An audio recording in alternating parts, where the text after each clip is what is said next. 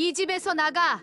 자식도 못 낳는 것이 무슨 마님이냐? 옛날 옛적 한양의 부잣집 마님 윤실은 시어머니의 차가운 손에 이끌려 빗속으로 내쳐졌습니다. 이유는 단 하나 3년이 넘도록 아들을 낳지 못했다는 것이었지요. 첩이 아들을 낳자 윤실은 한순간에 쓸모없는 존재가 되어버렸습니다. 제발 하룻밤만 재워주십시오. 하지만 차가운 대문은 다시 열리지 않았습니다. 친정도 없고 한 푼의 돈도 없이 쫓겨난 윤실. 그녀는 장대비가 쏟아지는 산길을 헤매다 그만 쓰러지고 말았습니다. 그때였습니다. 평생 장가 못 간 40살 노총각 나무꾼 석규가 죽어가던 그녀를 발견했습니다. 석규는 윤실을 업고 자신의 오두막으로 달려갔고 사흘 밤낮을 간호했습니다. 제발 이곳에 머물게 해주십시오. 저는 갈 곳이 없습니다.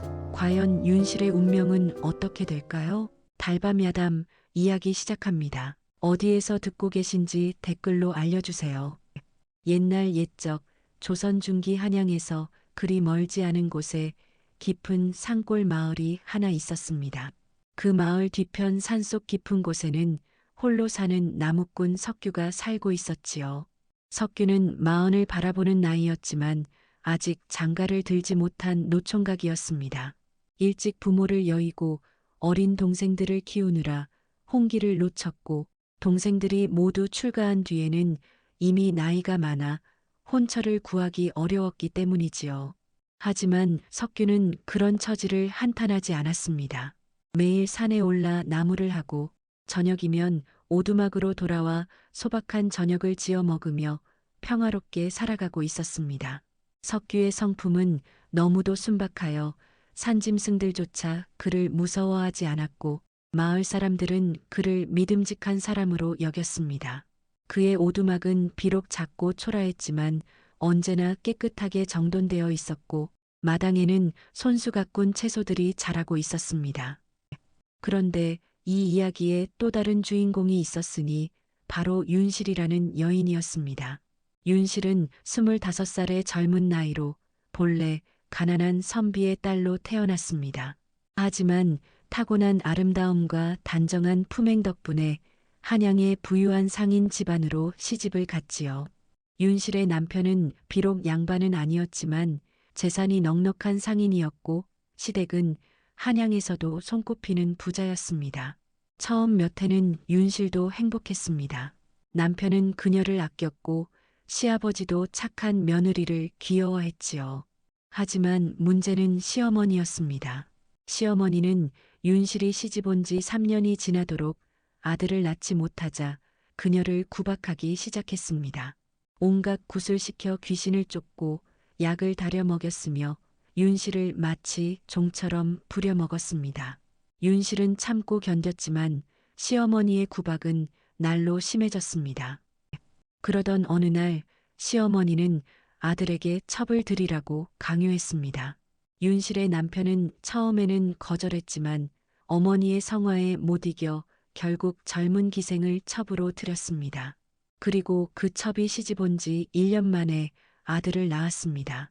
시어머니는 기뻐 날뛰었고 첩을 마치 진짜 며느리처럼 대접했습니다. 반면 윤실은 점점 천대받기 시작했지요. 그러던 어느 날 시어머니는 윤실을 불러놓고 이렇게 말했습니다. 내가 이 집안에 무슨 쓸모가 있느냐? 3년이 넘도록 자식 하나 못 낳고 이제는 첩이 대를 이을 아들까지 낳았으니 너는 이 집을 나가거라. 윤실은 눈물로 애원했지만 소용없었습니다. 남편도 어머니의 뜻을 거스르지 못했고 시아버지마저 입을 다물었습니다. 결국 윤실은 빈손으로 시댁에서 쫓겨나고 말았습니다.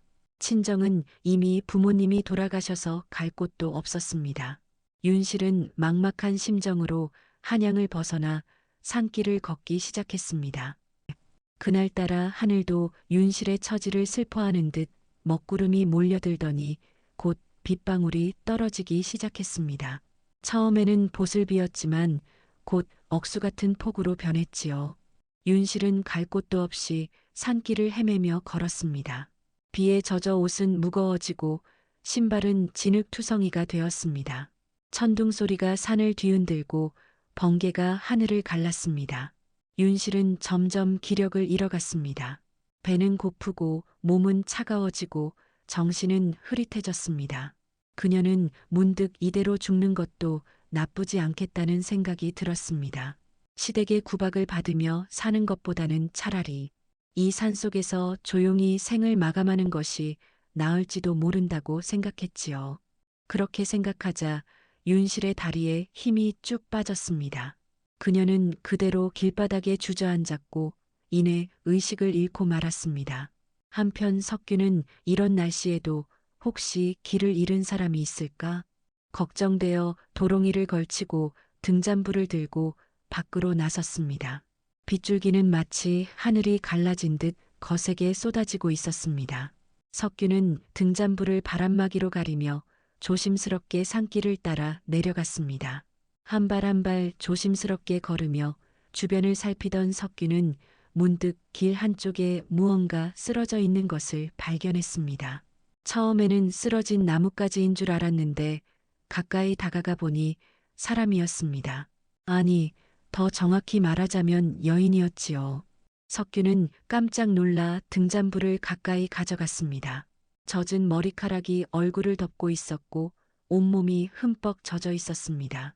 석규는 순간 산속에 나타난다는 귀신이 아닐까 두려움이 들었지만 용기를 내어 그녀의 어깨를 흔들어 보았습니다. 여보시오, 정신을 차리시오. 하지만 여인은 꿈쩍도 하지 않았습니다. 석규는 손을 뻗어 그녀의 코 밑에 대어 보았습니다. 다행히 가느다란 숨결이 느껴졌습니다. 살아는 있는 것이지요. 석규는 더 이상 망설이지 않았습니다. 등잔불을 한쪽에 놓고 여인을 조심스럽게 업었습니다. 여인은 놀랄 만큼 가벼웠습니다. 석규는 그녀를 업고 빠르게 오두막으로 향했습니다. 평소라면 한참 걸릴 길을 석규는 거의 뛰다시피 하여 오두막까지 돌아왔습니다. 오두막에 도착한 석규는 여인을 자신의 방으로 들여 요 위에 조심스럽게 눕혔습니다. 그리고는 부엌으로 달려가 불을 지피고 물을 끓이기 시작했습니다. 다행히 약초가 좀 남아 있어서 그것을 넣어 따뜻한 차를 만들었지요. 석규는 다시 방으로 돌아와 여인의 젖은 옷을 보았습니다. 이대로 두면 병이 날 것이 분명했습니다. 하지만 석규는 평생 여자의 손도 잡아본 적 없는 사람이었습니다. 여인의 옷을 벗긴다는 것은 상상도 할 수 없는 일이었지요. 그래서 석규는 자신의 깨끗한 이불을 가져와 여인의 젖은 몸 위에 덮어주고 방 한쪽에 불을 지펴 방을 따뜻하게 데우기 시작했습니다. 밤새도록 석규는 잠을 이루지 못했습니다. 계속해서 불을 지피며 방을 따뜻하게 유지했고 여인의 상태를 살폈습니다. 여인은 높은 열이 나는 듯 이마가 뜨거웠지만 그저 깊은 잠에 빠진 듯 움직이지 않았습니다. 석규는 물에 적신 천으로 여인의 이마를 닦아주며 밤을 지새웠습니다. 동이 틀 무렵이 되어서야 석규는 잠깐 눈을 붙였습니다. 다음 날 아침 석규가 눈을 떴을 때 여인은 여전히 깨어나지 않았습니다. 석규는 다시 약초를 다려 여인의 입에 조금씩 넣어주었습니다. 여인은 무의식 중에 그것을 삼켰습니다. 이틀째, 사흘째가 지나도록 여인은 깨어나지 않았습니다.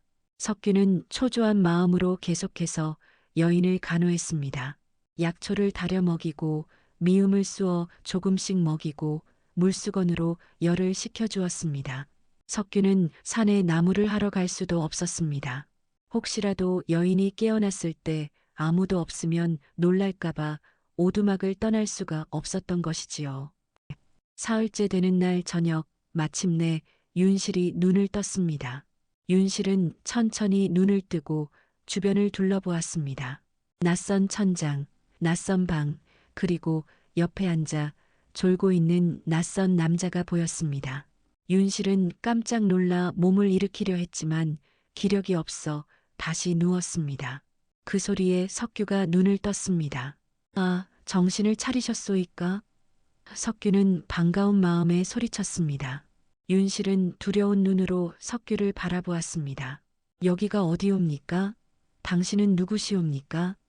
석규는 윤 씨를 안심시키려고 부드럽게 말했습니다. 놀라지 마시오. 나는 이 산에 사는 나무꾼이요. 사흘 전 폭우가 쏟아지던 밤에 마님께서 산길에 쓰러져 계셔서 이곳으로 모셔온 것이요. 윤실은 그제야 기억이 났습니다. 시댁에서 쫓겨나 산길을 헤매다가 의식을 잃었던 일 말입니다. 윤실의 눈에 눈물이 고였습니다. 석규는 당황하며 물었습니다. 어찌된 일이시오? 무슨 사연이 있어 그런 밤에 산길을 헤매셨소? 윤실은 잠시 망설이다가 자신의 사연을 털어놓기 시작했습니다. 시댁에서 아이를 낳지 못해 구박받던 일, 남편이 첩을 들인 일, 그리고 결국 빈손으로 쫓겨난 일까지 모두 말했습니다. 이야기를 하는 동안 윤실의 눈에서는 눈물이 그치지 않았습니다. 석규는 그녀의 이야기를 들으며 가슴이 먹먹해졌습니다. 세상에 이렇게 불쌍한 사람도 있구나 하는 생각이 들었지요. 친정은 이미 부모님이 돌아가셔서 갈 곳이 없사옵니다.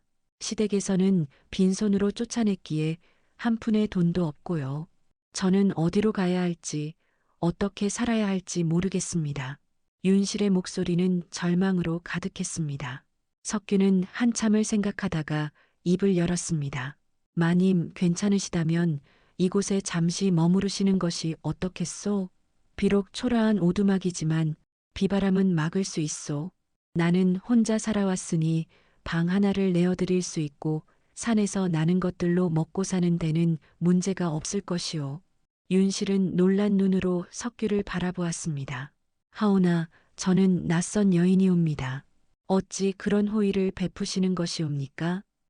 석규는 수줍게 미소 지으며 말했습니다. 나도 부모님을 일찍 여의고 동생들을 키우느라 고생한 사람이요. 의지할 곳 없는 사람의 마음을 모르지 않소. 마님께서 다시 살 곳을 찾을 때까지만이라도 이곳에 머무르시오. 윤실은 석규의 진심 어린 눈빛을 보며 눈물을 흘렸습니다. 세상에 이렇게 착한 사람도 있다는 것이 믿기지 않았습니다. 은혜를 어찌 갚아야 할지 모르겠습니다. 석규는 손을 저으며 말했습니다. 은혜라니요. 사람이 사람을 돕는 것이 무슨 은혜겠소. 일단 몸을 추스르시는 것이 먼저요. 아직 기력이 없으시니 푹 쉬시오. 그렇게 말하고 석규는 부엌으로 가서 따뜻한 죽을 쑤어왔습니다. 윤실은 석규가 쑤어준 죽을 먹으며 눈물을 흘렸습니다. 시댁에서는 그 많은 식구들이 있었지만 아무도 그녀를 위해 이렇게 정성스럽게 음식을 만들어주지 않았습니다. 오히려 그녀가 온 식구의 밥을 짓고 설거지를 했었지요. 그런데 이 낯선 나무꾼은 하루도 알지 못한 자신을 위해 밤을 새워 간호하고 따뜻한 죽까지 쑤어주었습니다. 윤실은 석규의 등을 바라보며 고마운 마음이 가슴 가득 차올랐습니다. 며칠이 지나자 윤실의 몸은 많이 회복되었습니다. 석규는 윤실에게 자신의 방을 내어주고 자신은 부엌 옆 작은 방에서 잤습니다. 두 사람은 서로를 배려하며 조심스럽게 지냈습니다. 윤실이 완전히 회복되자 석규는 그녀에게 말했습니다. 이제 몸도 좋아지셨으니 마님께서 가실 곳을 찾는 것을 도와드리겠소. 하지만 윤실은 고개를 저었습니다. 저는 갈 곳이 없습니다. 친척도 없고 아는 사람도 없습니다. 만약 괜찮으시다면 제가 이곳에 머물면서 집안일을 돕고 싶습니다. 밥을 짓고 빨래를 하고 청소를 하겠습니다. 부디 이곳에 머물게 해주십시오. 석규는 망설였습니다. 남자와 여자가 한 집에 사는 것은 세상 사람들이 좋게 보지 않을 것이기 때문입니다. 하지만 윤실의 간절한 눈빛을 보니 차마 거절할 수가 없었습니다. 그렇다면 마님께서 원하시는 대로 하시오. 하지만 마을 사람들이 좋지 않게 볼 수도 있으니 그 점은 양해해 주시오. 그렇게 두 사람의 어색한 동거가 시작되었습니다. 석규는 평소처럼 새벽에 일어나 산으로 나무를 하러 갔고 윤실은 집안을 정돈하며 지냈습니다. 처음에는 둘 다 무척 조심스러웠습니다. 석규는 평생 여자와 함께 살아본 적이 없었기에 어떻게 행동해야 할지 몰라 어색해했습니다. 말을 걸어야 할지 어떤 말을 해야 할지 고민하다가 결국 입을 다물곤 했지요. 윤실도 마찬가지였습니다. 양반댁 마님으로 살다가 갑자기 산속 오두막에서 평민 나무꾼과 함께 사는 것이 낯설기만 했습니다. 하지만 두 사람 모두 상대를 배려하는 마음만큼은 진심이었습니다. 며칠이 지나자 두 사람은 조금씩 서로에게 익숙해지기 시작했습니다. 석규가 산에서 돌아오면 윤실은 따뜻한 물을 준비해 두었고 윤실이 빨래를 하면 석규는 물을 길어다 주었습니다. 처음에는 어색했던 대화도 조금씩 자연스러워졌습니다. 오늘은 날씨가 좋았소? 예, 햇살이 따뜻했습니다. 산에 버섯이 많이 보이던데 내일은 버섯을 캐러 가야겠소. 그러시다면 제가 바구니를 준비해 두겠습니다. 이런 소소한 대화들이 오가며 두 사람의 관계는 조금씩 가까워졌습니다. 어느 날 저녁 석규가 산에서 돌아오는데 윤실이 마당에서 빨래를 널고 있었습니다. 저녁 햇살이 그녀의 뒷모습을 비추고 있었는데 그 모습이 묘하게 아름다워 보였습니다. 석규는 문득 가슴이 두근거림을 느꼈습니다. 이런 감정은 평생 처음이었습니다. 석규는 황급히 고개를 돌리고 오두막 안으로 들어갔습니다. 윤실도 석규를 바라보며 비슷한 감정을 느끼고 있었습니다. 처음 만났을 때는 그저 고마운 은인이었지만 함께 지내며 석규의 성품을 알게 되자 점점 더 마음이 끌렸습니다. 석규는 비록 배운 것은 없었지만 마음씨가 착하고 정직했으며 무엇보다 그녀를 진심으로 대해주었습니다. 계절이 바뀌어 가을이 되었습니다. 산은 온통 단풍으로 물들었고 밤에는 선선한 바람이 불어왔습니다. 윤실은 이제 완전히 이곳 생활에 적응했습니다. 매일 아침 일찍 일어나 아궁이에 불을 지피고 밥을 짓고 석규가 산으로 떠나면 집안을 정돈했습니다. 점심때가 되면 석규를 위해 따뜻한 국과 밥을 준비해 두었고 저녁에는 함께 식사를 했습니다. 석규도 윤실을 위해 산에서 좋은 나물과 버섯을 캐왔고 가끔은 계곡에서 물고기를 잡아오기도 했습니다. 어느 날 저녁 두 사람은 마당에 앉아 하늘의 별을 바라보고 있었습니다. 석규가 조심스럽게 입을 열었습니다. 마님, 이곳 생활이 불편하지는 않으시오? 윤실은 고개를 저으며 대답했습니다. 아니옵니다. 시댁에서 살 때보다 지금이 훨씬 더 편안합니다. 그때는 늘 눈치를 보며 살았지만 이곳에서는 마음이 편합니다. 석규는 윤실의 말에 안도의 한숨을 쉬었습니다. 그렇다니 다행이요. 나도 혼자 살 때보다 지금이 더 좋소. 집에 돌아왔을 때 따뜻한 불빛이 있고 함께 밥을 먹을 사람이 있다는 것이 참 좋소. 두 사람은 서로를 바라보며 미소 지었습니다. 그 순간 둘 사이에는 말로 표현할 수 없는 따뜻한 감정이 흘렀습니다. 하지만 두 사람 모두 그 감정을 입 밖으로 내지는 못했습니다. 석규는 자신이 평범한 나무꾼에 불과하다는 것을, 윤실은 자신이 다른 남자의 아내였다는 사실을 잊지 못했기 때문입니다. 그렇게 두 사람은 서로를 향한 마음을 가슴속 깊이 감춘 채 지냈습니다. 하지만 그들의 눈빛은 이미 서로를 향한 애틋한 감정으로 가득했습니다. 가을이 깊어지자 석규는 겨울을 대비해 나무를 더 많이 해야 했습니다. 어느 날 석규가 마을에 나무를 팔러 갔을 때 마을 사람들이 수군거리는 소리를 들었습니다. 석규네 오두막에 여자가 산다며? 그렇다더군. 젊고 아름다운 여자라던데. 혼례도 안 올린 사이에 한 집에 산다니 좋지 않은데. 그래도 석규는 착한 사람 아닌가. 뭔가 사연이 있겠지. 사연이야 있겠지만 세상 사람들 입이 무섭지 않은가. 석규는 얼굴이 화끈거렸지만 마을 사람들에게 사정을 설명할 수도 없었습니다. 윤실의 사연을 함부로 말할 수도 없었고 무엇보다 그녀를 지키고 싶었기 때문입니다. 석규는 그저 빨리 일을 마치고 집으로 돌아가고 싶었습니다. 나무를 팔고 필요한 물건들을 사려고 장터를 둘러보는데 누군가가 그의 앞을 막아섰습니다. 마을의 부잣집 과부인 채 씨였습니다. 채 씨는 예전부터 석규를 탐내고 있었습니다. 비록 석규가 가난한 나무꾼이지만 성실하고 건강한 남자였기 때문입니다. 게다가 과부가 된 지 오래되어 재혼을 생각하고 있던 차였지요. 최 씨는 석규에게 여러 번 혼인을 제안했지만 석규는 매번 정중하게 거절했었습니다. 그런데 이제 석규의 오두막에 젊은 여자가 산다는 소문을 듣자 최 씨는 질투와 분노로 가득했습니다. 석규, 소문이 사실이냐? 내 오두막에 여자가 산다는 것이? 최 씨의 목소리에는 날이 서 있었습니다. 석규는 난처한 표정으로 대답했습니다. 예, 사정이 있어 잠시 머물고 계십니다. 최 씨는 코웃음을 쳤습니다. 잠시라니, 벌써 몇 달째 아니냐? 혼례도 안 올린 사이에 한 집에 산다는 것이 말이 되느냐? 마을 사람들이 다 손가락질하고 있다. 석규는 아무 말도 하지 못했습니다.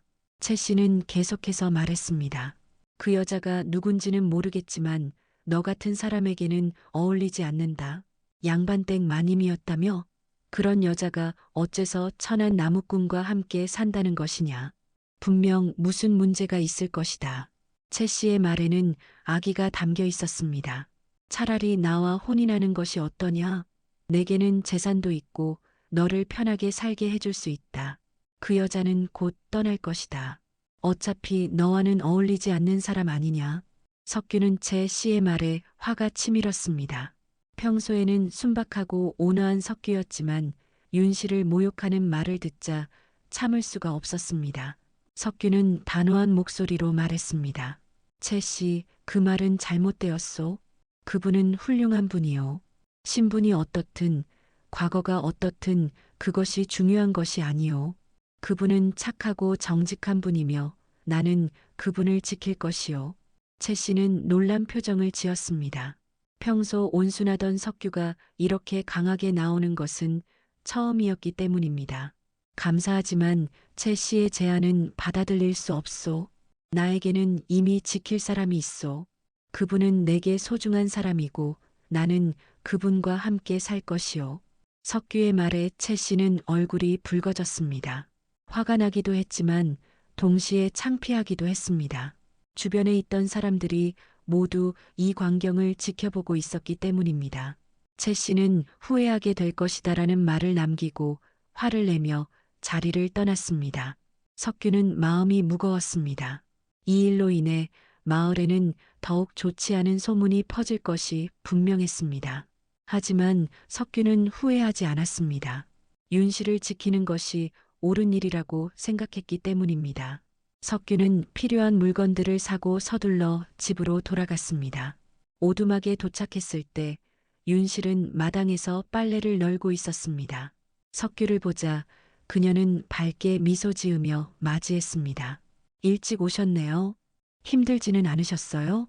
석규는 윤실의 미소를 보자 마음이 편안해졌습니다. 마을에서 있었던 일은 그녀에게 말하지 않기로 했습니다. 그녀가 걱정할까 봐서였지요. 아니요, 괜찮았소. 오늘은 날씨가 좋아서 일이 수월했소. 석규는 미소 지으며 대답했습니다. 하지만 마음 한편으로는 앞으로 더 힘든 일들이 생길 것이라는 걱정이 들었습니다. 그래도 석규는 윤 씨를 지키기로 마음먹었습니다. 어떤 일이 있어도 그녀를 보호하고 함께 이 어려움을 헤쳐나가겠다고 다짐했습니다. 그로부터 며칠 후 석규가 장을 보러 마을에 갔을 때 또다시 소문을 듣게 되었습니다. 이번에는 더욱 구체적인 이야기였습니다. 장터에서 한양에서 온 보따리 장수들이 이야기를 나누고 있었는데 석규는 우연히 그 대화를 듣게 되었습니다. 부잣집 김서방네 큰일 났다더군. 한 장수가 말했습니다. 무슨 일인데? 다른 장수가 물었습니다. 첩이 낳은 아들이 병으로 죽었다지 뭔가. 그것도 갑자기 말이야. 멀쩡하던 아이가 하루아침에 열병에 걸려 죽었다더군. 석규는 가슴이 철렁했습니다. 혹시 윤실의 시댁 이야기가 아닐까 하는 생각이 들었기 때문입니다. 석규는 귀를 기울이며 계속 들었습니다. 그 충격에 시어머니가 병상에 누웠다더군. 아들을 잃은 슬픔도 컸지만 무엇보다 자신이 며느리를 쫓아낸 것에 대한 죄책감이 크다고 하더라. 또 다른 장수가 말했습니다. 그러게 말이야. 착한 며느리를 쫓아내고 첩을 들였다가 이런 일을 당했으니 다 업보라더군. 하늘이 벌을 내린 것이라고들 하더라. 석규는 더 이상 듣고 싶지 않았지만 확실히 알아야 할 것 같아 조심스럽게 물어보았습니다. 실례지만 그 김서방이라는 사람이 한양 어디에 사오? 장수가 대답했습니다. 종로 근처에 큰 포목전을 하는 사람이지. 한양에서도 손꼽히는 부자라네. 그런데 욕심이 과해서 이런 일을 당한 거야. 아들을 낳지 못한다고 착한 마누라를 쫓아내고 첩을 들였으니 말이야. 석규는 이제 확신했습니다. 분명 윤실의 시댁 이야기였습니다. 석규는 장을 보는 것도 잊고 서둘러 오두막으로 돌아왔습니다. 집으로 돌아오는 내내 석규는 고민에 빠졌습니다. 이 사실을 윤실에게 말해야 할지 말아야 할지 알 수 없었습니다. 혹시 윤실이 시댁으로 돌아가고 싶어 하면 어쩌나 하는 걱정도 들었습니다. 시댁은 부유하고 자신은 가난한 나무꾼에 불과했으니까요. 하지만 석규는 곧 자신의 생각이 잘못되었다는 것을 깨달았습니다. 진실을 숨기는 것은 윤실을 속이는 것이고 그것은 옳지 않았습니다. 석규는 윤실을 진심으로 아끼고 사랑했기에 그녀에게 거짓말을 할 수 없었습니다. 그리고 무엇보다 윤실에게는 알 권리가 있었습니다. 그것은 그녀의 시댁 이야기였고 그녀가 결정할 문제였으니까요. 오두막에 도착했을 때 윤실은 부엌에서 저녁 준비를 하고 있었습니다. 일찍 오셨네요. 장은 보셨어요? 윤실이 밝게 물었습니다. 석규는 복잡한 표정으로 대답했습니다. 아니요, 장을 다 보지 못했소. 급히 올 일이 생겨서 말이오. 윤실은 석규의 표정이 평소와 다르다는 것을 알아차렸습니다. 무슨 일이 있으신가요? 얼굴이 안 좋아 보이시네요. 석규는 한숨을 쉬고 윤실을 마주 보았습니다.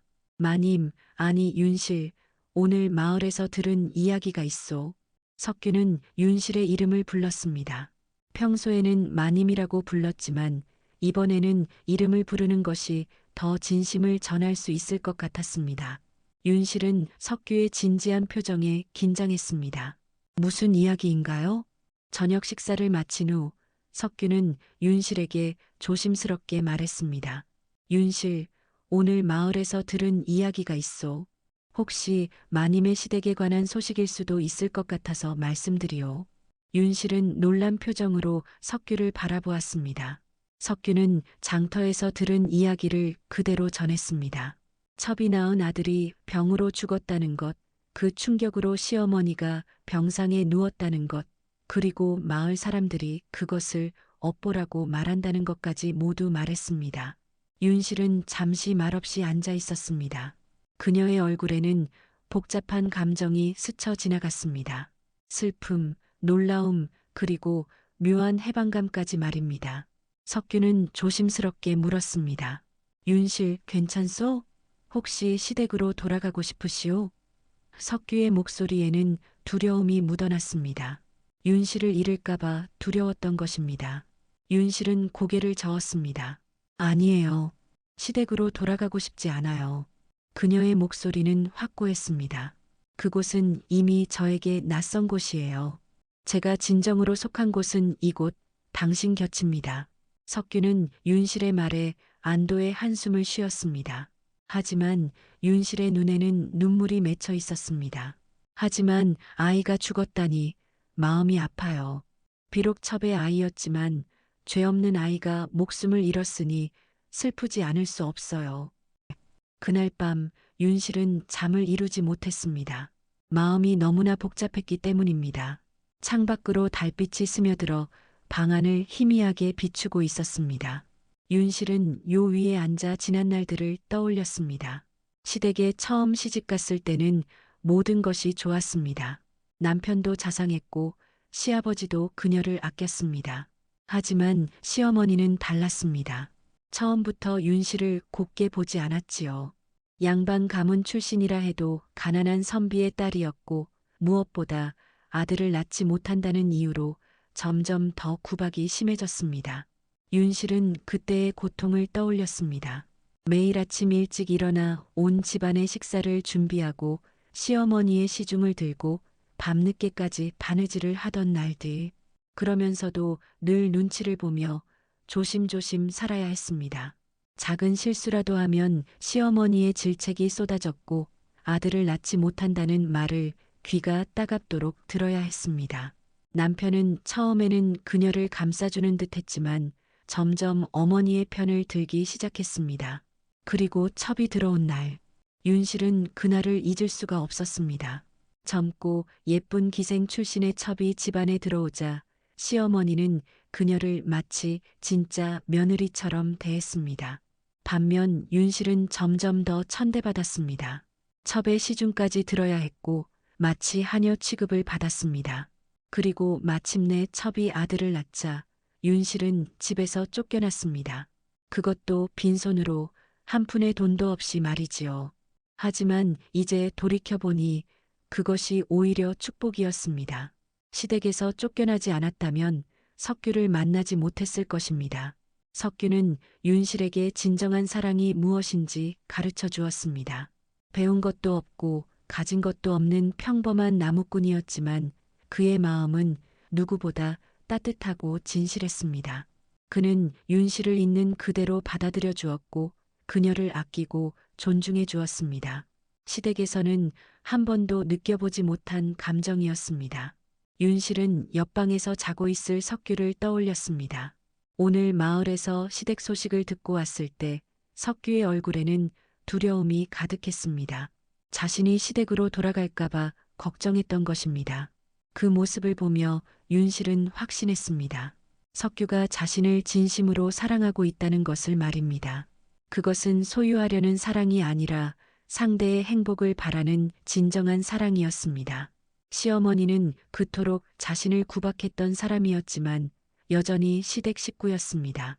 아들이 죽고 병이 들었다니 안타까운 마음이 들었습니다. 하지만 동시에 이제는 그 시댁과 아무 관계가 없다는 생각도 들었습니다. 자신을 빈손으로 쫓아낸 사람들이었고 돌아간다 해도 진심으로 받아줄지 의문이었습니다. 아마도 다시 필요해서 부르는 것일 테고 돌아간다 해도 예전처럼 구박받을 것이 뻔했습니다. 무엇보다 이제는 석규와의 생활이 편안하고 소중해진 것도 사실이었습니다. 비록 산속 오두막에서의 가난한 생활이었지만 마음만큼은 풍요로웠습니다. 매일 아침 일어나 석규를 위해 밥을 짓고 그가 산에서 돌아오기를 기다리고 함께 저녁을 먹으며 이야기를 나누는 일상. 그것이 윤실에게는 무엇보다 소중했습니다. 시댁에서의 화려한 생활보다 이곳에서의 소박한 생활이 훨씬 더 행복했습니다. 윤실은 결심했습니다. 이곳에 남기로 말입니다. 석규와 함께 이곳에서 살아가기로 했습니다. 시댁은 이제 과거의 일일 뿐이었습니다. 윤실의 미래는 이곳 석규의 곁에 있었습니다. 그렇게 결심하자 마음이 한결 가벼워졌습니다. 윤실은 창밖의 달을 바라보며 조용히 기도했습니다. 시어머니의 병이 낫기를, 그리고 자신과 석규가 행복하게 살 수 있기를 말입니다. 다음 날 아침 윤실은 석규에게 말했습니다. 어젯밤 한참을 생각해 보았습니다. 시댁에 안타까운 일이 생긴 것은 사실이지만 저는 이미 그곳에서 쫓겨난 사람입니다. 돌아간들 저를 받아줄지도 모르고 무엇보다 저는 이곳에서의 생활이 좋습니다. 당신과 함께 이곳에 머물고 싶습니다. 석규는 윤실의 말에 안도의 한숨을 쉬었습니다. 사실 그는 밤새 걱정했던 것입니다. 윤실이 떠날까봐, 시댁으로 돌아갈까봐 두려웠습니다. 윤실 마님께서 그렇게 결정하셨다니 다행이요. 나도 마님이 이곳에 계셔서 참 좋소. 비록 가난하지만 마님과 함께라면 이보다 더 행복할 수 없소. 석규의 목소리에는 진심이 담겨 있었습니다. 두 사람은 서로를 바라보며 미소 지었습니다. 그 순간 두 사람 사이에는 이전과는 다른 무언가가 흐르고 있었습니다. 그것은 단순한 동거인이 아닌 서로를 아끼고 의지하는 사람들 사이의 깊은 정이었습니다. 말로 표현하지 않아도 두 사람은 서로의 마음을 알고 있었습니다. 그로부터 며칠 후 뜻밖의 일이 벌어졌습니다. 윤실의 시댁에서 하인을 보낸 것입니다. 그날은 맑은 가을날이었습니다. 석규는 산에서 나무를 하고 있었고 윤실은 집에서 빨래를 하고 있었습니다. 그런데 갑자기 낯선 남자가 오두막 앞에 나타났습니다. 윤실은 깜짝 놀라 뒤로 물러섰습니다. 남자는 정중하게 절을 하며 말했습니다. 마님, 저를 기억하시옵니까? 대감댁의 하인 춘식이옵니다. 윤실은 그제야 남자를 알아보았습니다. 시댁에서 심부름을 하던 하인이었습니다. 춘식이 어째서 여기까지 왔느냐? 윤실은 놀라움과 두려움이 섞인 목소리로 물었습니다. 춘식은 다시 한번 절을 하며 말했습니다. 마님, 대감마님께서 마님을 찾으십니다. 대부인께서 임종을 앞두고 계시는데 마님을 꼭 뵙고 싶다고 하십니다. 윤실은 그 말에 숨이 막히는 것 같았습니다. 시어머니가 임종을 앞두고 있다니 믿기지 않았습니다. 춘식은 계속해서 말했습니다. 대부인께서 그간의 일을 몹시 후회하고 계십니다. 마님을 쫓아낸 것, 아드님을 잃은 것 모두 자신의 업보라고 하시며 눈물을 흘리고 계십니다. 밤낮으로 마님의 이름을 부르시며 한 번만 뵙고 싶다고 하십니다. 부디 마님께서 한 번만 와주십시오. 춘식의 목소리에는 간절함이 담겨 있었습니다. 윤실은 혼란스러웠습니다. 시어머니는 그토록 자신을 괴롭힌 사람이었습니다. 하지만 임종을 앞둔 사람을 외면할 수는 없었습니다. 그때 석규가 산에서 내려왔습니다. 낯선 남자가 윤실과 이야기하고 있는 것을 보고 놀라 달려왔습니다. 무슨 일이요? 석규가 물었습니다. 윤실은 석규에게 상황을 설명했습니다. 석규는 춘식을 바라보며 물었습니다. 정말 대부인께서 임종을 앞두고 계시오? 춘식이 고개를 끄덕였습니다. 예, 그렇습니다. 의원도 이제 며칠 못 가실 것이라 했습니다. 대부인께서는 마님을 뵙지 못하면 눈을 감지 못하겠다고 하십니다. 윤실은 망설였습니다. 시어머니를 만나러 가야 할지 말아야 할지 알 수 없었습니다. 석규는 윤실의 손을 잡으며 부드럽게 말했습니다. 윤실 마님께서 결정하실 일이요. 하지만 가신다면 내가 함께 가겠소. 혼자 보내기가 걱정돼요. 윤실은 석규의 손을 꽉 잡으며 말했습니다. 정말 함께 가주시겠어요? 석규는 고개를 끄덕였습니다. 물론이요. 마님이 가시는 곳이라면 나도 함께 가겠소. 윤실은 춘식을 돌아보며 말했습니다. 알겠습니다. 내일 아침 일찍 출발하겠습니다. 오늘은 늦었으니 여기서 하룻밤 묵고 가십시오.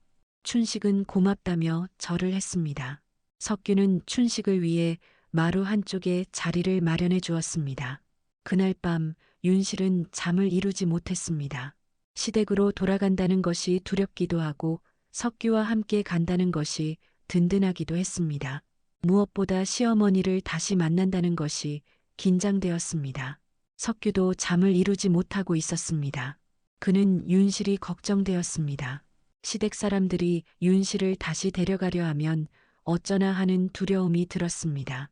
하지만 석규는 윤실을 믿기로 했습니다.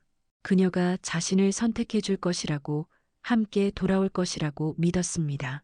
그리고 무슨 일이 있어도 윤실을 지키겠다고 다짐했습니다. 다음 날 새벽 세 사람은 한양으로 향하는 길을 떠났습니다. 춘식이 앞장섰고 석규와 윤실이 나란히 걸었습니다. 석규는 작은 보따리를 들고 있었고 윤실은 간단한 옷까지만 챙겼습니다. 산길을 내려가며 윤실은 계속해서 뒤를 돌아보았습니다.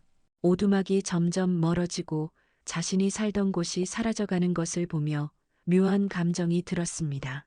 혹시 다시는 이곳으로 돌아오지 못하는 것은 아닐까 하는 불안감이 엄습했습니다. 석규는 윤실의 마음을 알아차리고 그녀의 손을 꽉 잡았습니다. 걱정하지 마시오. 우리는 반드시 함께 돌아올 것이오. 석규의 따뜻한 손길에 윤실은 안심했습니다. 그녀는 고개를 끄덕이며 앞을 바라보았습니다. 이제는 뒤돌아보지 않고 앞으로 나아가기로 했습니다. 무슨 일이 있어도 석규와 함께라면 이겨낼 수 있을 것이라고 믿었습니다. 다음 날 새벽 두 사람은 한양으로 향하는 길을 떠났습니다. 가을산은 아름다웠지만 윤실의 마음은 무거웠습니다. 석규는 윤실의 마음을 알기에 천천히 걸으며 그녀를 배려했습니다. 마님, 힘드시면 잠깐 쉬어 가시오. 아니옵니다. 괜찮습니다. 하지만 석규는 윤실의 얼굴이 창백해지는 것을 보고 강제로 쉬게 했습니다. 시냇가에 앉아 물을 마시며 쉬는 동안 석규는 주머니에서 주먹밥을 꺼냈습니다. 어젯밤에 만들어 두었소. 드시오. 윤실은 석규의 배려에 감동했습니다.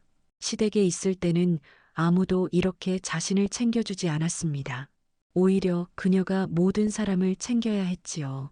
하지만 석규는 달랐습니다. 그는 언제나 그녀를 먼저 생각했고 그녀가 불편하지 않도록 배려했습니다. 윤실은 주먹밥을 먹으며 눈물이 날 것 같았습니다. 석규가 물었습니다. 마님 괜찮으시오? 윤실은 고개를 끄덕이며 대답했습니다. 예, 괜찮습니다. 그저 당신께 고마울 따름입니다. 이틀을 걸어 마침내 한양에 도착했습니다. 윤실의 시댁은 종로 근처의 큰 기와집이었습니다. 문 앞에 서자 윤실의 가슴이 두근거렸습니다. 석규는 윤실의 손을 잡으며 말했습니다. 내가 옆에 있으니 걱정하지 마시오. 그 말에 윤실은 용기를 얻었습니다. 두 사람은 함께 대문을 두드렸습니다. 하인이 문을 열고 두 사람을 맞이했습니다. 마님 오셨습니까? 어서 들어오십시오. 윤실과 석규는 집 안으로 들어갔습니다. 예전에 살던 집이었지만 지금은 너무나 낯설게 느껴졌습니다. 하인의 안내를 받아 시어머니의 방으로 갔습니다. 방 안에는 병상에 누운 시어머니와 윤실의 전 남편, 그리고 몇몇 친척들이 있었습니다. 시어머니는 몹시 수척해져 있었습니다. 윤실을 보자 시어머니는 눈물을 흘리며 말했습니다. 윤실아, 정말 왔구나. 이 못된 시어미를 용서해다오. 윤실은 시어머니 앞에 무릎을 꿇고 앉았습니다. 시어머니는 떨리는 손으로 윤실의 손을 잡으며 말했습니다. 내가 미쳤었다. 아들을 낳지 못한다고 너를 그렇게 구박하고 결국 쫓아내기까지 했으니 말이다. 그 업보로 손자를 잃었다. 하늘이 나를 벌한 것이다. 시어머니는 계속 울며 말했습니다. 내가 얼마나 착한 며느리였는지 이제야 알겠다.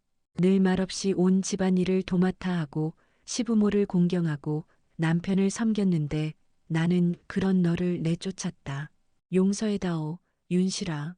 윤실도 눈물을 흘렸습니다. 그간 쌓였던 원망과 슬픔이 눈물로 흘러나왔습니다. 하지만 임종을 앞둔 시어머니를 보니 원망할 수가 없었습니다. 윤실은 시어머니의 손을 꽉 잡으며 말했습니다. 용서합니다, 어머님. 이제 그 모든 일을 잊겠습니다. 시어머니는 윤실의 말에 안도의 한숨을 쉬었습니다.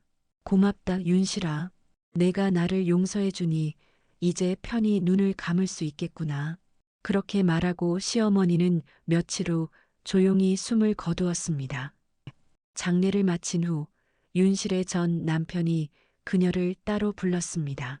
윤실, 이제 집으로 돌아오지 않겠소? 어머니도 돌아가셨고 첩도 이미 내보냈소. 당신이 이 집의 안주인이요. 다시 돌아와 주시오. 윤실은 고개를 저으며 단호하게 말했습니다. 그럴 수 없습니다. 저는 이미 이 집 사람이 아닙니다. 저를 쫓아낸 것은 서방님이셨습니다. 어머님의 말씀이라 하셨지만 끝까지 저를 지켜주지 않으셨지요. 전 남편은 난처한 표정을 지었습니다. 그때는 내가 잘못 생각했소. 어머니의 성화에 못 이겨 그랬던 것이요. 이제는 달라졌소. 당신에게 잘하겠소. 재산도 나눠주고 하고 싶은 것 다 하게 해주겠소. 하지만 윤실은 요지부동이었습니다. 재산도 권세도 필요 없습니다. 저에게는 이미 제 마음이 있는 곳이 있습니다. 전 남편이 물었습니다. 그게 무슨 말이오? 혹시 그 나무꾼가? 윤실은 당당하게 고개를 끄덕였습니다. 예, 그분은 저를 진심으로 대해주는 분입니다. 비록 가난하지만 그분과 함께하는 것이 이곳에서 부귀영화를 누리는 것보다 100배 낫습니다. 전 남편은 화가 나서 소리쳤습니다. 제정신이요? 양반댁 마님이 천한 나무꾼과 함께 산다는 것이 말이 돼요? 윤실은 차분하게 대답했습니다. 신분이 무슨 소용입니까? 저를 진심으로 아껴주는 사람이 더 귀한 것입니다. 이제 저를 놓아주십시오. 저는 제 길을 가겠습니다. 그렇게 말하고 윤실은 방을 나섰습니다. 밖에서 기다리던 석규를 보자 윤실의 마음은 편안해졌습니다. 가시지요. 두 사람은 함께 시댁을 나섰습니다. 한양을 벗어나 산으로 돌아가는 길, 두 사람은 강가에서 잠시 쉬었습니다. 가을강은 잔잔하게 흐르고 있었고 하늘은 맑게 겠습니다. 석규는 한참을 망설이다가 용기를 내어 입을 열었습니다. 마님, 제게 할 말이 있소. 윤실은 석규를 바라보았습니다. 무슨 말씀이신지요? 석규는 얼굴을 붉히며 말했습니다. 나는 배운 것도 없고 가진 것도 없는 평범한 나무꾼이요.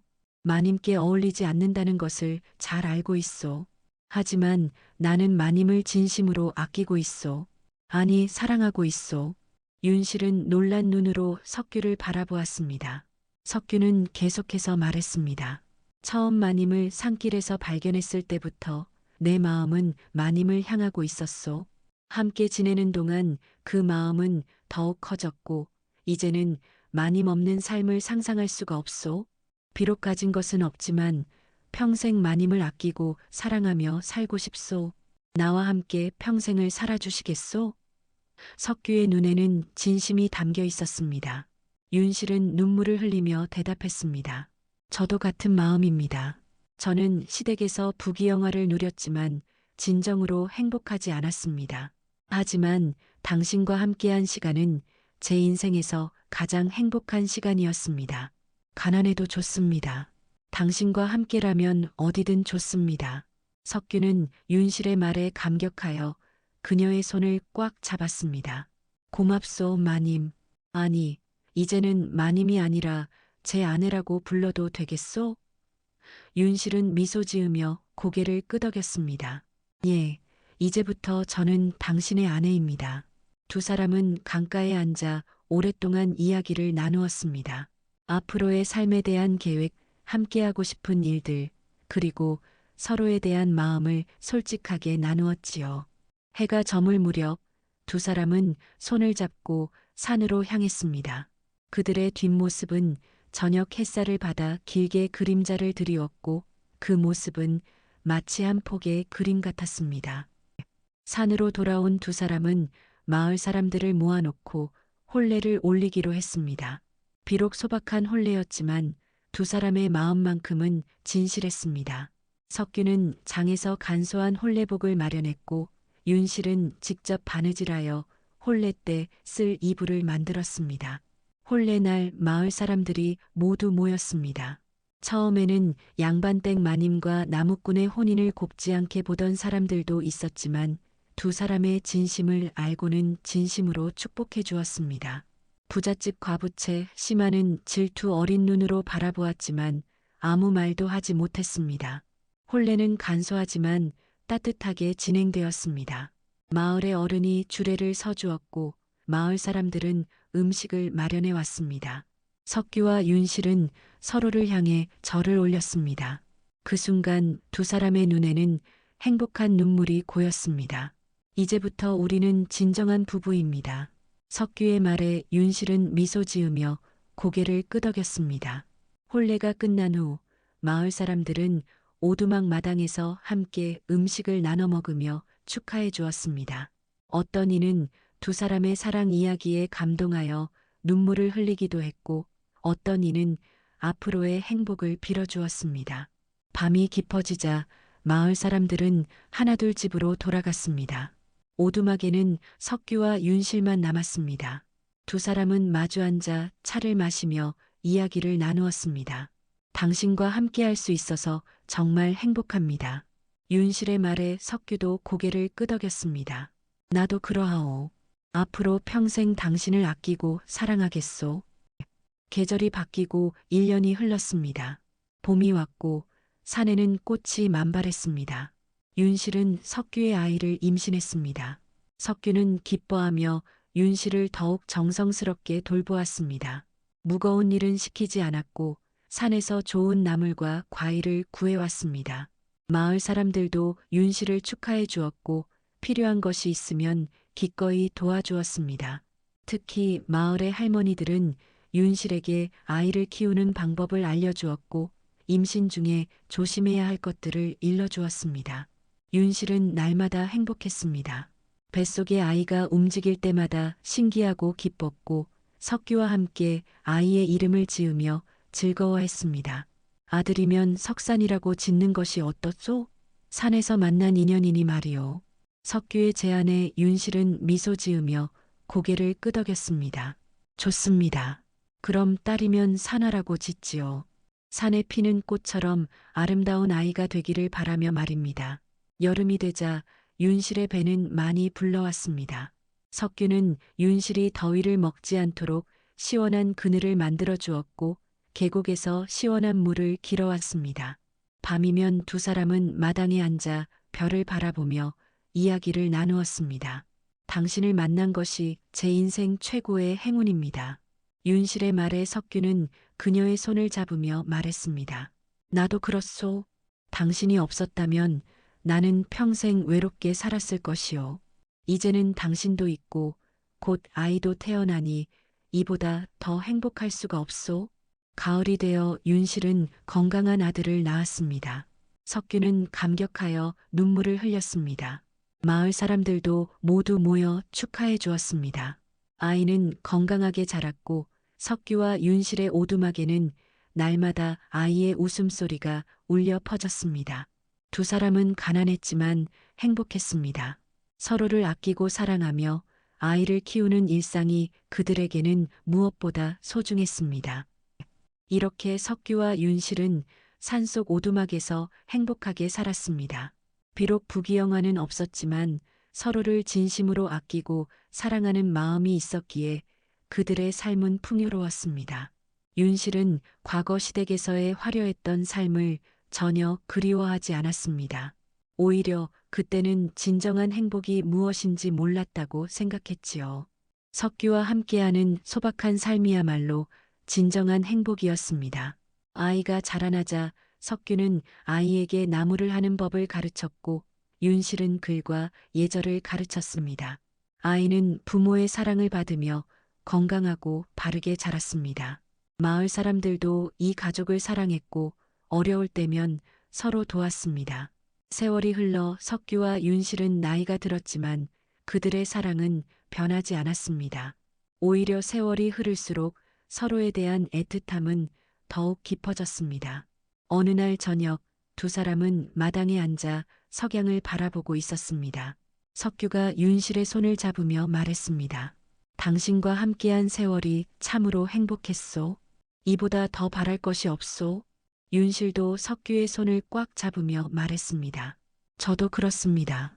비 오는 날 산길에서 쓰러졌던 그날이 저에게는 새로운 인생의 시작이었습니다. 당신을 만난 것이 제게는 가장 큰 축복이었습니다. 옛말에 이런 말이 있습니다. 진정한 행복은 재물이나 권세에 있는 것이 아니라 서로를 진심으로 아끼고 사랑하는 마음에 있다고 말이지요. 석규와 윤실의 이야기가 바로 그것을 보여줍니다. 신분의 차이도 가난도 세상 사람들의 시선도 진정한 사랑 앞에서는 아무것도 아니었습니다. 두 사람은 서로를 믿고 의지하며 어떤 어려움도 함께 이겨냈습니다. 그리고 그 끝에는 행복이 기다리고 있었지요. 우리도 삶에서 진정으로 소중한 것이 무엇인지 잊지 말아야 할 것입니다. 화려한 것, 많은 것보다 진심 어린 마음 하나가 더 귀한 법입니다. 석규와 윤실처럼 서로를 아끼고 배려하며 살아간다면 우리의 삶도 행복으로 가득할 것입니다. 달밤야담 이야기 마칩니다. 구독과 좋아요를 눌러주시면 다음 영상을 빠르게 만나보실 수 있습니다. 어디에서 듣고 계신지 댓글로 알려주세요.